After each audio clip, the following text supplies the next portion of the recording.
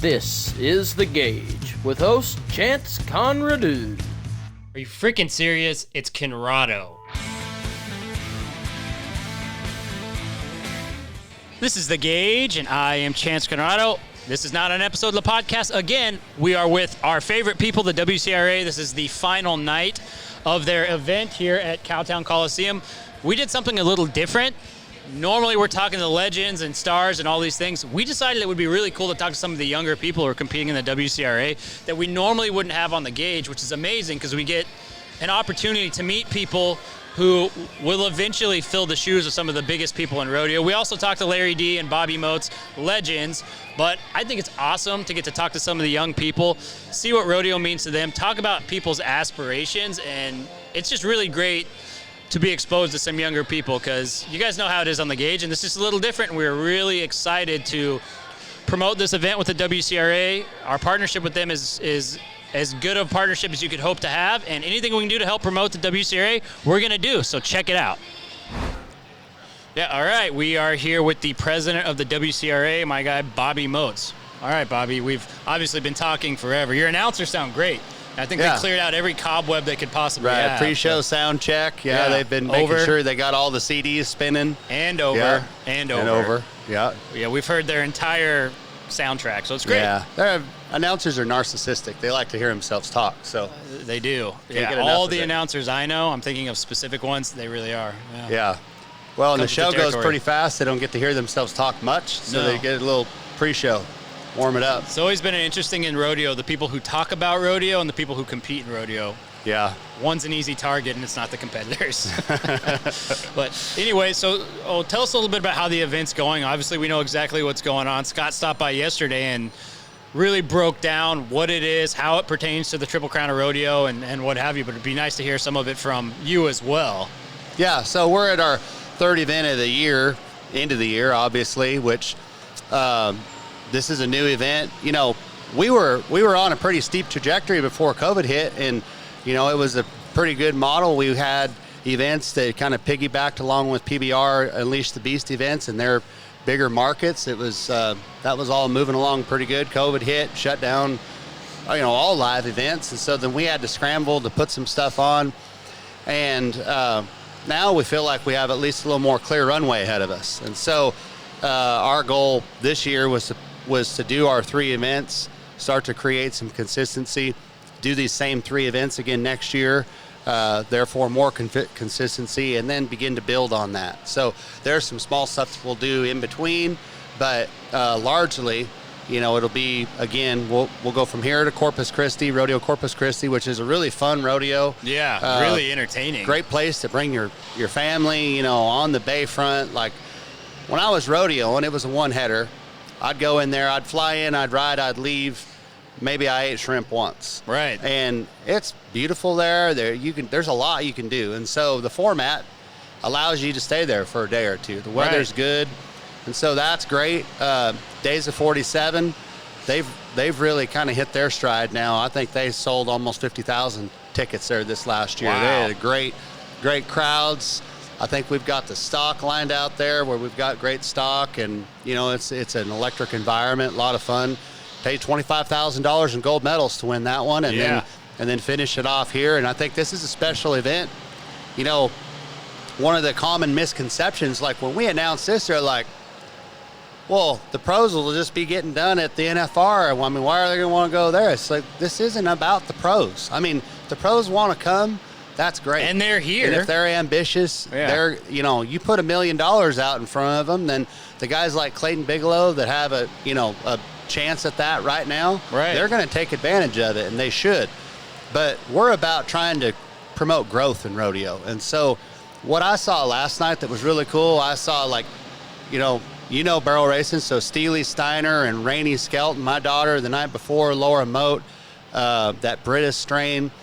You know, as far as barrel racing goes and the riding events and the timed events, every event, there's lots of people who could compete at that level, but they're either not old enough to go rodeo full time, or have chose to, you know, whatever, not go run the wheels off their trailer to go prove it, or whatever, to have a chance at a platform like this. You know, so So here they are, and they get a chance to compete. I saw Pecos Tatum last night, 16-year-old tie-down roper. He makes it back. Taylor Santos goes right after him. He come from the NFR. Yeah. Not taking anything away from Taylor or whatever, but I mean, he just backed in there, with that kind of talent, level playing field, and he beat him. Yeah. Top 2 every day, advanced to tonight, and so tonight's a really fun format. Showdown round, and then the Triple Crown round. So it's interesting because, again, it's kind of like sudden death. You got to be the top 3 out of the showdown round to advance to the Triple Crown round. From a media standpoint, we have 2 products here. From the live event standpoint, you have 1. You get to watch it all the way through, and so I think it's a good model. We're just going to continue to build on it. I think so, and I mean, we love the WCRA because if you're the kind of person who does not want to, like you said, run the wheels off your truck, it gives you an opportunity to nominate and then go compete against top guys. See if you have the stuff. That's one thing, but also have a chance at this money that is as big or bigger than the largest rodeos of the year. So it really creates an interesting dynamic. And that's because I've talked to some people and they're like, well, it's strange because when someone found out that we were going to be here, and obviously everybody knows that the Gauge and WCRA, our wagons are hitched, which we're really grateful for because you guys are probably one of our easiest partners to work with. But a lot of people said that. It's like, there's no way that people who just got done at Vegas are going to go to Fort Worth for this. And I was like, I guarantee you a huge portion of them will. Why? Mm-hmm. Well, it's in a great area. It's a simple format, and it's a ton of money. Yeah. It's the end of the year. Of course they want more money. Who wouldn't? People that rodeo for a living. For money. I mean, that's the point. You know that better than that's anybody. how they pay their bills. Yeah. And so, if they left Vegas with 80 or 120 or however many $1,000, it's not like it's not like they just found it in the road. They probably, a lot of that was already spoken for before they rolled into town. I mean, you know that better than anybody. That's the reality of it. Yeah. And so it's just like, if you have a great week out there, it's just like, okay, now I can pay some bills, right? Pay for some stuff that I've already wore out. And then I got a little bit of buffer between me and the wolf, right? Yep. This next year. Yep. Got to stay healthy. Yep. My horses got to stay healthy. Things still have to roll. And so, from the outside looking in, you see, man, 10 days they make that kind of money. Times that by 3, times that by 365. That may be the only time. Yeah. I mean, it's a dream. It's, like I was fortunate enough to make it 15 times in a row. Right. It's hard to make it once. Yeah. But there's never a guarantee. And let me tell you, that's the greatest rodeo that there is. Right. Nothing will ever be like it.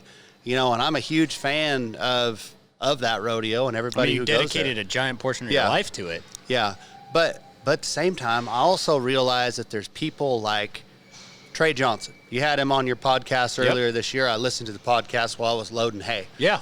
And so Trey Johnson has worked at – sorry. That's all right. As if that were the only sound that we're intrigued. Yeah, that's not the only one you're dealing with. That's the least of our worries. Yeah. I know him well. He's worked at his craft for a long time, but he also has a higher calling to bring people to Jesus, right? Yeah. And so that's his family, his ministry. But he loves the rope. He's a 9 healer, could be a 10 healer, right? Yeah. And so he can go to the jackpots, fill in. He doesn't have to nominate all the time, but where he's got a good chance, good partner, whatever, he qualified here, he gets Colby level. Yep. They make a good run last night. They win the round. He won 1,600 apiece. He's back tonight. They go make 2 more good runs. Yeah. They get 12-5 and on to the next one. They nominate this one, so it's essentially like getting on tour. Yeah. They'll get so many points from this that they'll be in Corpus. Yeah. And so now the wheel just keeps rolling. And so, it's a great opportunity because it doesn't take so long to get it. Well, it's perfect for anybody who, like you said, has something else. I mean, I always look at the WCRA when people are like, well, are you going to start rodeoing again? Like, no, but I'm probably going to go to WCRAs when I get everything timed where I can. Well, why would you want to do that? Because it's non-commitment. It's a non-commitment. You just pay your money, you enter, you nominate, you do the things you need to do, and you win money. And then you can also get you get to feel like you're a part of the industry, because that's, you probably know this, but like when you stop rodeoing and you start doing other things, you get this weird fear of missing out, this whole Like, you're just missing everything, and the world's moving and you're standing still. That's what's so great about the WCRA is it doesn't have to. It's amazing. Well, speaking from personal experience, like I wanted, when I started team roping, I was still riding bareback horses, and so the only place that I got to rope was at the rodeos. And so I started out like just trying to go to the big pro, like in Reno. I'm already there, right? And so that's a hard way to get broke in. And so talk about getting thrown to the wolves. I get thrown to the wolves. Well, so but then like when I'm done rodeo, it's like I don't really want to go just like go to all the regional rodeos, whatever. Like I like to go to the jackpots because I know I can. One, you win a lot of money at them and stuff. But as far as going rodeoing, that's behind me because I've spent my life gone and camping out basically. And I just don't really want to do it. But I want to get better and I want to have a reason. Right. And so I say, okay, well, I'm going to go to this one. And so then I nominate a few jackpots. And I qualify, and so now it's just like, okay, reality's setting in, and you're going to have to start practicing going at it a little faster. Yeah. Well, so then I start working on my horses. I start working on getting better and apply some effort to it. Everybody else is the same thing. You need a focal point. You need an incentive or reason to try to get better. And then as a result, I didn't do good here, but as a result, I feel like my short game is a lot better than it was had I not made a commitment. Like you have to say, okay, I'm going to do this. But like you said, there's no long-term commitments to this. You can nominate literally right before right before the event starts. Say, you know what, I think I want to do that. Well, and there's no chance of going broke. There's no chance of like, I mean, right? Like the extreme failure, if Vegas doesn't go well, it screws up your whole next year and possibly, I mean, there's so many trickle-down effects to that just from a logistical and financial standpoint. Something like this, you're out, your fuel, whatever time commitment you had, the rodeo or jackpot you nominated, and your entry fee. Well, no entry fee here. Yeah, not here. Yeah, no entry fee here. And wherever you were going that you nominated, you were going to enter anyways. Exactly. So, I mean, there's so many people that make it here by virtue of one nomination. Miles Baker, he's another one. He's a horse trainer, getting pretty well known for what he does with Trevor Brazil. He nominated one rodeo, did pretty good, made it here. Team roping's kind of been terrible here, really. Run one clear to the out gate. They caught him in mid-7, and he makes it back tonight. Clean slate. Doesn't matter now. Doesn't matter who he is or where he came from or anything else. No. He's got a chance the same as the next guy. Yeah. And so I really like that, I just like the whole format. It's exciting. It's easy to follow. The whole process, it's geared towards simplicity, which means it can duplicate and grow. And that's why we like you guys so much, why I like you guys so much, is because it's geared towards everyone. It's ironic that you say it's geared towards simplicity because one of the number one pieces of feedback that I get is it's so complicated I can't understand it. A lot of the rodeo guys say that, but regular people don't. Well, I mean, the reality is it's just like, would you rather there's a qualifier for XYZ event over here. Yeah. You got to pick a day. It's on this day, whether it fits your schedule or not. You got to pick that day. You got to go to it. Everybody else goes to it too, and you got all your eggs in that basket. If you don't make it back by way of that XYZ qualifier, you got to wait till the next one. Yep. And maybe that works for you or maybe it doesn't. Like this is the total opposite. You say, where's your honey hole?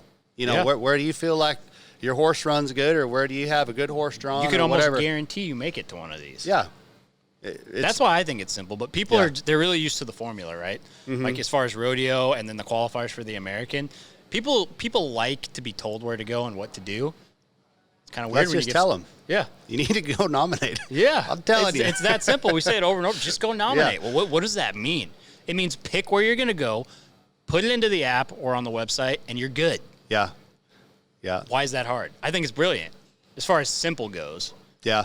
Well, and I'll say this too. We have I think 6 or 8 people on our customer service, like our calling team. Yeah. So anytime if they go on to the app and they're a new registrant, they better get a call within about 24 to 48 hours. Sure. If they don't, I kind of want to know about it. Right. Right. And so somebody calls them, assuming you answer. If you didn't answer, you get a text and an email follow up. and they're there to answer your questions. They say, welcome to the WCRA. Can I answer any questions? Well, how do I nominate? Well, and they walk you through the process. And then basically the way it works is we have every event. You'd be surprised the events we have in the day. 16,000 events in the database. Right. You say, I'm going to this jackpot this day, and so it takes about 45 seconds or less to make a nomination. You say, this is the day I'm up, this is my discipline, this is what I want to nominate, and you pay. You have a profile, it's already saved where you save your credit card, and then what happens is then we track those results. We say if you placed, then there's we have a formula for the level of event that you've nominated. If you placed, there's a certain level of points that are applied to a leaderboard. So this one here, we said we're going to take the top 24 from the leaderboard. So every Thursday we update the leaderboard. You see, hey, I won the jackpot I nominated last week, or the 2 jackpots I placed, whatever. You check back on the leaderboard, you see where you land. We're really we'll blow your phone up with text and email notifications saying segments about to close, segments closing, entries open, entries closed. You can do it all right here. Yeah. It's really, really easy. I mean, I think it's really simple. So Yeah. I think maybe people just needed someone like you or Scott or whomever to explain it, start to finish how to do it. And Yeah, I mean, but people are intimidated by that even. Yeah. A lot of people aren't going to call me, but this is what I would say. Odds are, if you look at the leaderboard, you know somebody on there. Right. So there's somebody who's done it already. Yeah. Somebody's figured it out, somebody who you're friends with, that you can say, hey, how did that work? I think you had Jordan Driver here a little while ago. Well, Dane Driver, her dad, they that's what they did. They talked to somebody. They said, what is that? How does it work? They figured it out. Yeah. And then he's been a huge proponent for us because he's had a lot of people that know him or see him at the barrel races or whatever, and they say, hey, how does it work? And he explains it. Yeah. I've never talked to him. I've talked to Dane. Yeah. He's told me. So, I mean, I think it works great. I mean, that's the way I do it. You find somebody who's done it and ask them.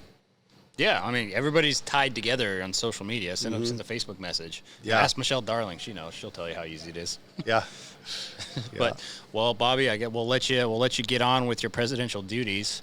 All right. You're certainly doing a better job presidenting this than the guy running our country. So we'll let you go do a better job. You have a higher approval rating in the WCRA. Oh, that's good. Yeah. But I do want to talk to you about some 12 gauge stuff too, though. All right. Perfect. Thanks for having me. Yeah, thanks for coming, Bobby.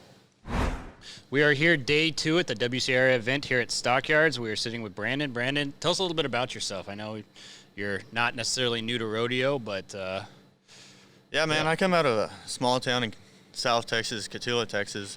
some famous people from Cotulla, Texas. There's a lot of famous people from Cotulla, Texas. It's getting put back on the map now. Man, I started rodeoing when I was real young and kind of always been on the back of a horse, roping and riding and stuff. And my freshman year at high school, I really got into riding broncs and trying to make a new step for myself in that direction. And I feel like I've really brought myself a long ways in it now, being able to come here and compete at this kind of deal. Yeah, well, it's always interesting, right? So if you're roping, you're doing just regular horse stuff. The second you step on any type of a bronc, especially a saddle bronc, it's a pretty hard lesson, isn't it? Oh, yeah, it's a completely different world. I mean, you're going from sitting square and knowing how to ride one when they're not trying to get you off to having to lean back and set your shoulders and really try to ride one when you have no control over anything. Yeah, I think that's probably what's so nice. Like if you get bored with certain things, like maybe roping or something, and you go into rough stock, it like completely changes your whole outlook on the sport of rodeo, doesn't it? Oh, it definitely does. I mean, I didn't really get bored of roping. I just kind of wanted to get a little more of an adrenaline rush and be a little more classic country. Yeah, go with the original rodeo event, the first saddle bronc. What really kicked it all off. Yeah, it is. Yeah, I bet a lot of people probably don't realize that, but you'll hear different people talk about saddle bronc and this and that, and I don't know if a lot of people realize that is literally the first event ever created in rodeo. Makes sense. Yeah, it wasn't really intentionally created, I don't think. I don't think so. Yeah. I don't think any of it was. No, it just kind of come about, I guess. Yeah. Well, what is I know Kyle was giving us a little bit of backstory on you, some information. I know you're just kind of getting your rodeo career started.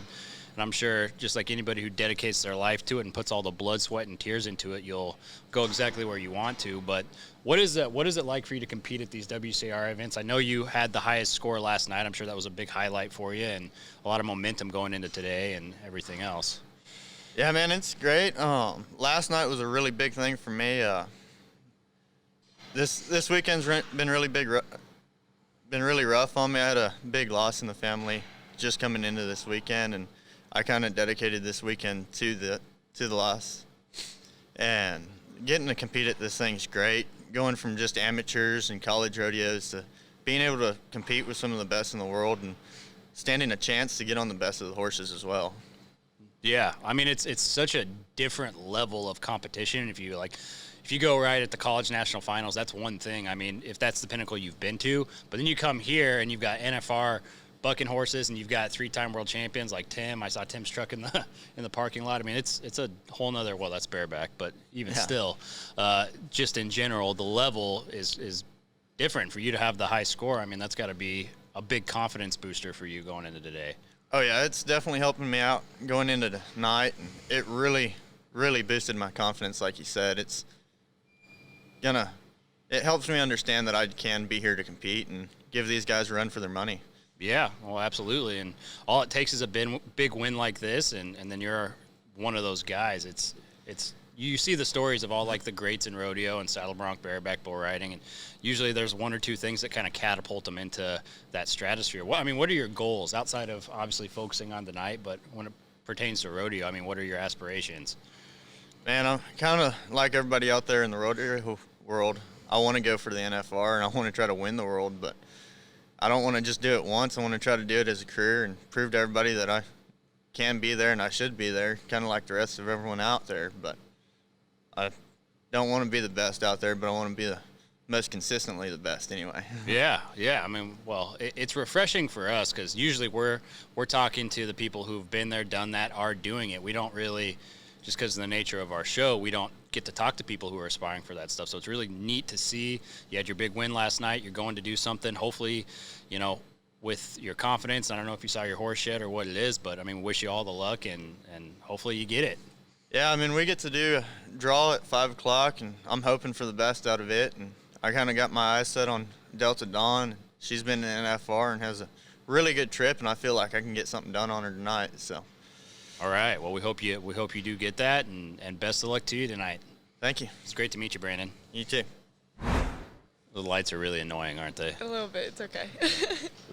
Because there's no lights There's down nothing here. here, You yeah. would just look like a dark. No one would even know who you were. All right, we are here with Jordan Driver. Well, thank you for joining us. Yeah, for sure. Glad you took some time, before your run. So, Yeah. do you just tell us a little bit about yourself? Obviously, you're pretty young, so and a Yeah, little different than our normal guests. Yeah. I'm 19. I'm college rodeoing right now in the Southwest region. And I've come to, I think, nearly every single WCRA event. We've really loved coming to them, especially when I was in high school. I was able to do it a little more easier because I played sports. I went through the 4 years and tried to rodeo and play high school sports. So that was pretty fun, but it was neat for us because I could just go to my local jackpots and get into these. So they've been really good and really good for my horses, and different competition, still really good competition, but it's easier to get into them and get my horses and kind of see where I'm at, and it's been really fun. So Yeah, it's interesting when you get to talk to people who didn't commit their whole youth to just rodeo.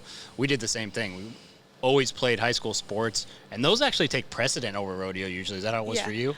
My coaches were actually really good about letting me do both. They worked around the schedules and everything, but it was kind of tough because I had to choose, especially during the American. Actually, the past 4 years, I was in regional basketball tournaments, so I was having to drive back and forth, and so I mean, my sports was really good.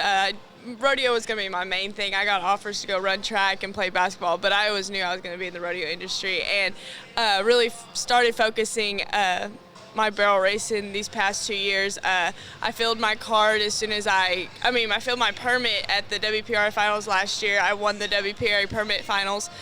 So I filled it, and I just decided to rodeo on my rookie card last year just to kind of get the sights and see what my horses liked up. I went up north and rodeoed up there over the 4th, and then I bought my card. So this year will be my rookie season, and we're going to try to go hard. So it's kind of exciting to see where it's going to go. Yeah, well, and I mean, obviously you've got some horsepower. We saw you did really well in the qualifier in Glen Rose, which is like the hardest qualifier. And you got 2 horses in. Yes. So that's pretty exciting. It was really cool because during that we were going to Rosenberg and all those rodeos, and I was driving back and forth to Vernon, Texas, where we had a college rodeo.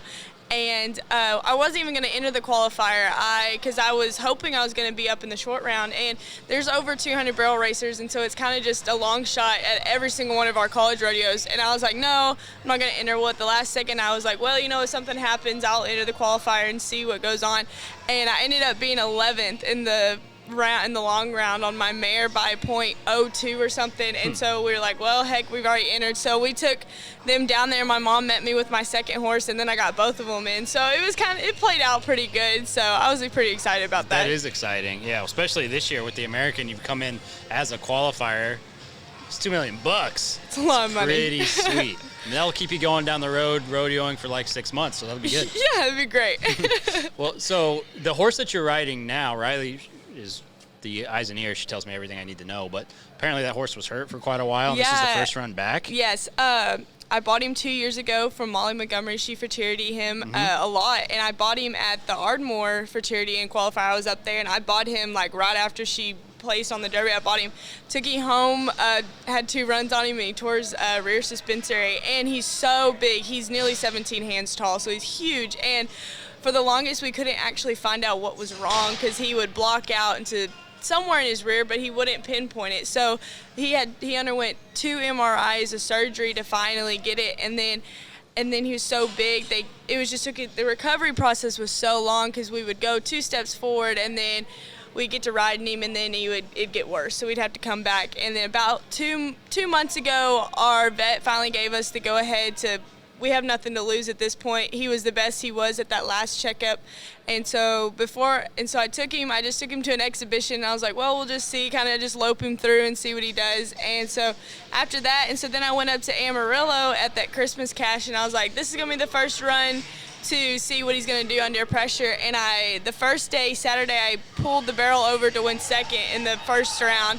And then Sunday would be his second run. He won it, and then ran the fastest time out of the weekend, over 1,000 runs. So then after that, he held, and so we were like, oh, okay.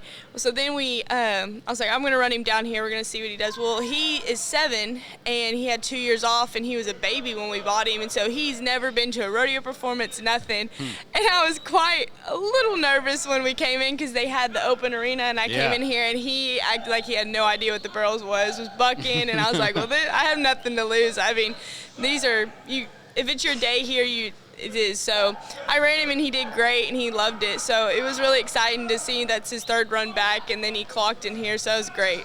That is, yeah. I mean, it's exciting, and we look forward to seeing what you do with your season next year, and it's really fun for us because we don't usually get to talk to young people. We have no one under the age of 21 in our studio, so it's nice. We come here, we get to talk and see people who are getting their journey started, and usually we're talking to people who are either in it or have already done it. So it's exciting, and we look forward to watching you, and all good things for you. Yeah, thank you. Yeah, thanks for coming. Yes, thank you. All right, we have Larry D. Guy here. Obviously, you need no introduction. Everybody knows who you are in the breakaway world, but some of the things I wanted to ask you was obviously your opinion of the WCRA, but you've been involved in breakaway for a long time. I mean, you... Don't say how many years, but it's okay. Long time. I'll let you say. You can tell. I would never ask a lady her age. That's right. That's right. That's the smart way to do it, if you want to keep all your teeth. Exactly. Yeah, some of you girls would knock me out. But not today. You said you're going to be nice. You're wearing the pink. Yeah. Maybe him. He'll take a beating. Or Kyle. Yeah, maybe. Kyle's the whipping boy of the WCRA, it sounds like. But as far as the sport of breakaway, I mean, it's obviously been talked about to death by a lot of people because it's just blown up so much over the last few years. But for you personally, being involved in it for so long, being in the WPRA for so long, and kind of the, like, you don't want to say unknown because anybody in the industry knows it, but it's not like was the barrel racing where it's televised. And now you guys are almost as popular as the breakaway ropers, and it just has exploded, which is exciting for rodeo. But I mean, what are your opinions on that? What does it mean to you? All the silly questions. Well, I guess first off, there's lots of ladies and lots of people involved in getting Breakaway to where it is right now. And I've been at it a long time, as you said. I've probably started, I would say, 45 years ago at my first event. So it's been a while. But, the WCRA are the first ones to put us on the big stage. Yep. We walked across, or actually I walked out in the arena with J.B. Mooney and Trevor and all those guys in Chicago, Illinois. I remember and that. for $50,000. Yeah. And that was the start. That was the start of it all. The American jumped on, then the PRCA jumped on, and, it just exploded, since then. And the explosion is great because I feel that what pro rodeo is missing is another women's event. Always has been. We have one. And with having the barrel race and the breakaway, we're going to have two, hopefully, and we do it at the rodeos. I mean, Yep. A lot of the rodeos have jumped on board, and they've been, the committees have been really, really good to us. They're great. I mean, and, we try to do our part. If we don't, let us know and we'll do better. And, the NFR, we would like to, we'd like to be included just like everybody else. And Yeah. I feel that one day that'll happen. I hope that I'm able to do that. Yeah, well, and I think what's great about the breakaway, like if you look at the flow at like Thomas and Mack, right? It can fit in really simple because it doesn't take a lot of time. I mean, you can run the breakaway as fast, if not faster than the barrels, just based on the time and how they have everything dialed in and the tie down, the team roping. I think it fits in great.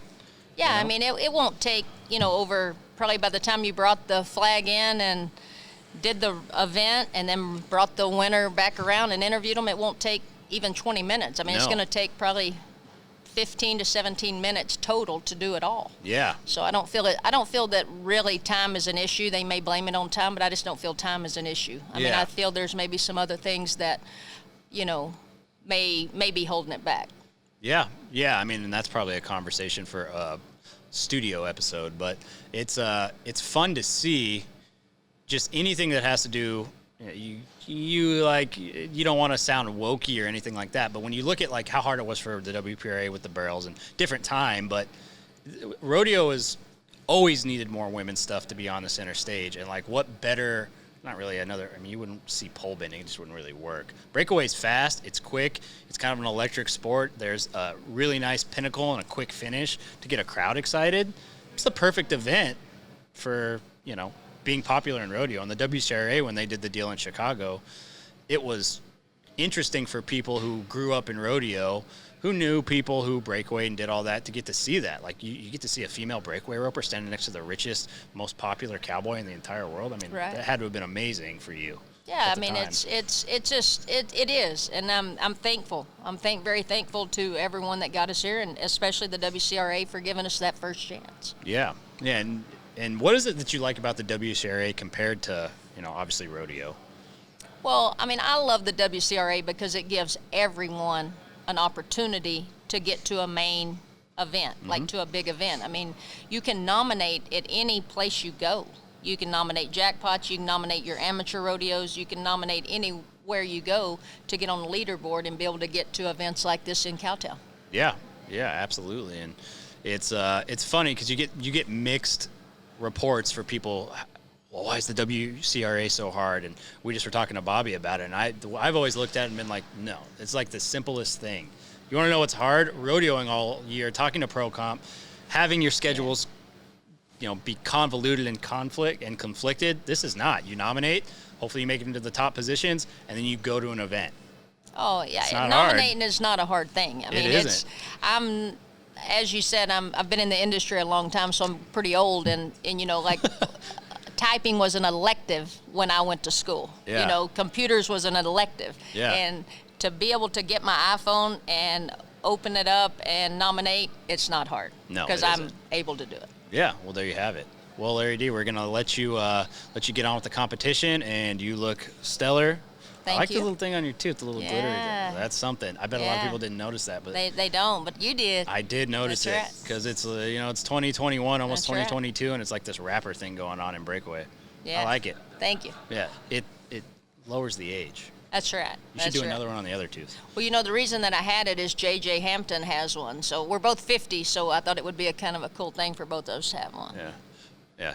You there's a lot of things you have to do to keep up with JJ. Yeah, I guarantee you. Yeah. Screaming, yelling, being just big. Going fast. Going fast. She's always fast. She is in every way. Yeah, You got to love it, though. I love her.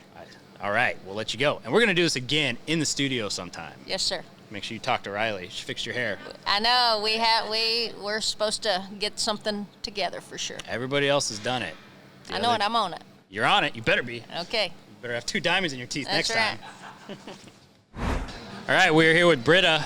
So you're actually breakaway roping and barrel racing, right? Here? Yes, so I'm running breakaway and barrels tonight. I guess I've always done like the all-around stuff. In high school rodeo, I worked 5 events and it was always crazy. So tonight won't be much different than it's been. Yeah. So tell us a little bit about yourself. We're doing something we usually don't do. Usually we're talking to not younger people. So it's really nice to get to do that and get to talk to some of the people who are up and coming in rodeo and probably have a bright future in it. So if you could just tell us a little bit about yourself, that would be nice. Yeah, I guess when you remarked on the younger people, one thing to throw in before I talk about myself is I guess that's a big thing that the WCRA allows us to do. And I mean, PRCA rodeo, you have to be 18, obviously, to buy a card and stuff like that. So this is something that all of us actually can show up at, like Josie, Connor, and all of us that are younger, Maddie, who goes to Texas A&M with me. We all get to come and do these events, which is cool. But about myself, I'm from Fort Lauderdale, Florida. My dad's an orthopedic surgeon, and my mom is an international flight attendant. And I used to do show jumping, and then rodeo kind of just came about.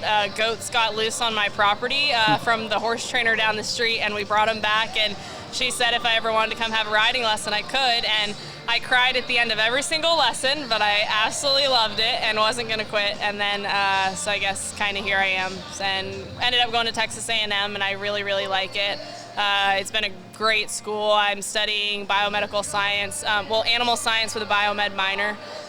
So it's pretty tough to balance school and rodeo together, but I really absolutely love the school and the coach, so that's where I'm at right now. Wow. So you're like really, really smart. We're hoping organic chemistry is not one I have to take again. I had to retake it after COVID, but I have like a 3.5, so it's been pretty good. That's pretty impressive at Texas A&M. So you're leveraging all these different things. You're from Florida. Kyle said you surfed and like you do all these different things. But you don't have parents who have a background in rodeo at all. Yeah, so that's actually something I was talking about with my boyfriend, who's also not a rodeo person. He's a hockey player for A&M. He's from Edmonton, Alberta, today, and it's just, it's a lot different. I don't have the ins that people do. I don't have necessarily the access to buy different horses that people do, and kind of have all those pathways that have led people to quicker success, I'd say. Not that they don't work at it as much, it's just they have opportunities right in front of them that maybe some other people who haven't been involved in it and don't have family like in it have. And I guess it's been harder. It's been harder kind of with rules, honestly, would be the biggest thing. And then I guess other than that, I mean, it's all the same to get to the top. You have to work at it. So yeah, it's interesting though, because it's a totally different experience if you don't have somebody you can call and say, how do I do this? Yeah. Right? Because if you're from Fort Lauderdale and you're like, I don't have a background on rodeo, you kind of just decided to do it. You didn't have anybody you could call. Yeah, no, and that's actually the funny thing. I had to get new calipers and new rotor for my truck, and my dad found the parts in Florida that were apparently sold out in Texas because no one has a truck in Florida. Everyone has trucks in Texas. Yeah. So, I don't know. It plays back and forth. I've fallen in with a lot of really good people. I mean, Joe Beaver, I can call him anytime. Lynn Core, that's the lady who trained my barrel horse, I can call her anytime. And they're ones that have gone before me and kind of know the ropes. So I have some good people in my corner. Yeah, I will. I mean, if you're going to have anybody in your corner, Joe B, and obviously Lynn's no stranger to barrel horses. So that's great. And that's one of the cool things probably.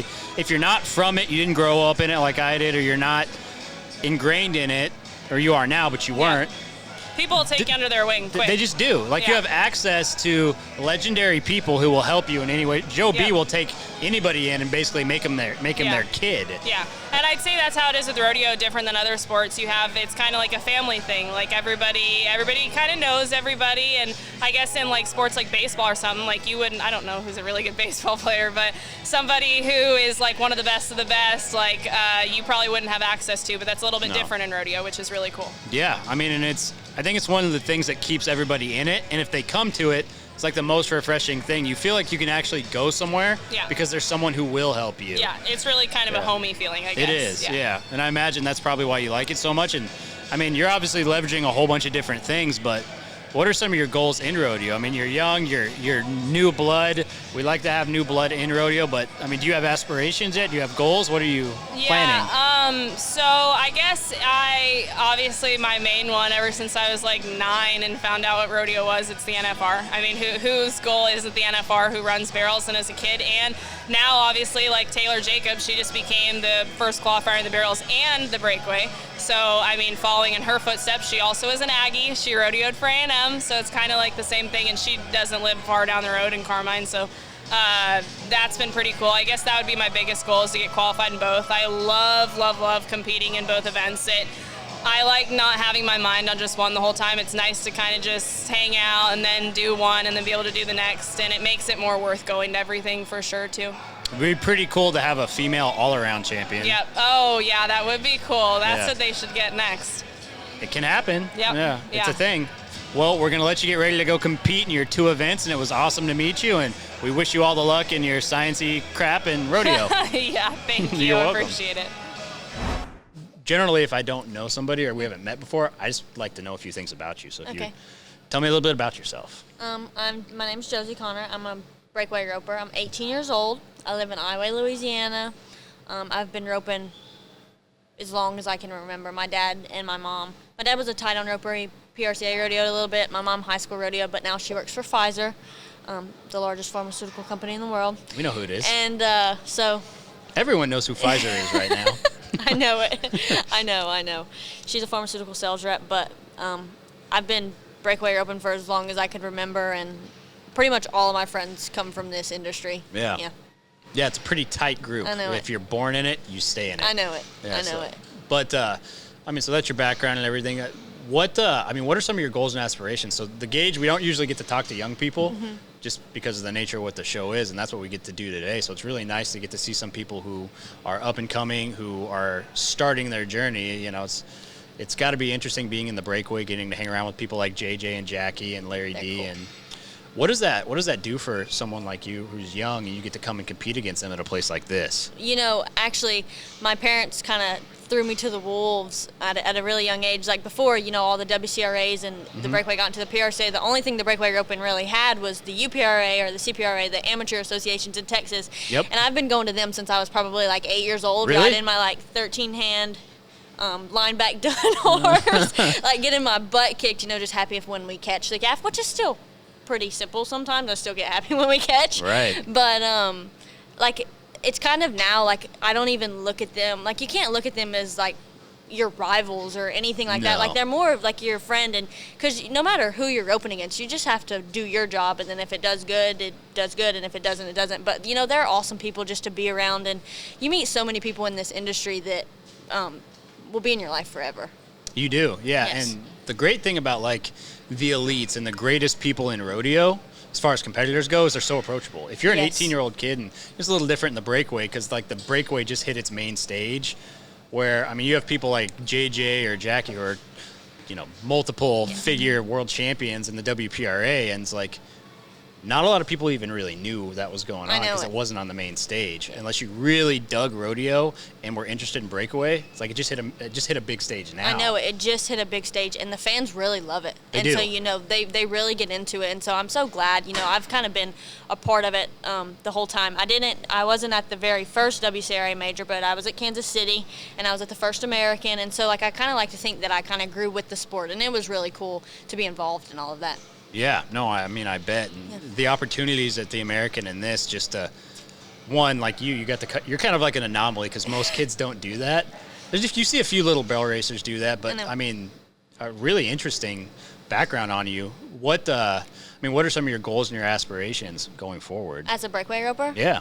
You know, I don't really know. I get to compete in this year's American, the 2022 American, you know, and I would definitely say as a breakaway roper, just to be wherever the money's big. So be it all the WCRAs and the Americans and just stuff like that. But as far as what's my breakaway roping goal, I just try to make the best run I can every time. Yeah. Yes, sir. And just see where that goes. Yes, sir. Yeah, the more great runs you have, the more chances yes. you get to become you legendary have to like get a time those to be ladies. on the board. You do. It's amazing to see like the times that are put in too. Just the sport is elevated so much, and then it elevates everything else from the horses. And it is so hard to find a great finished calf horse right now because like you can just have a great breakaway horse and not have to go through all that. But well, we look forward to watching you, and thanks for taking the time. And sorry I made you stand there awkwardly for so long. It's fine. You really didn't. I was sitting down there for a while, so it's okay. Even longer? Yeah, it's really fun. You know, the chairs at the bottom are kind of comfortable. Wait, is it fine? You sure? It's really fun. Okay. It's really fun. Good. Well, thank you, Josie, and good luck tonight. Yeah, no, thank you. Yeah. This has been The Gauge, hosted by me, Chance Conrado, produced and edited by our guy Ty Yeager. Shout out to the executive producers Dustin Pointer and Cody Denton. Marketing and content produced by Riley Chone. Make sure to rate and review this podcast, as well as follow The Gauge on Twitter, Instagram, and Facebook. And make sure to subscribe to The Gauge wherever you get your podcasts. We'll see you guys next time.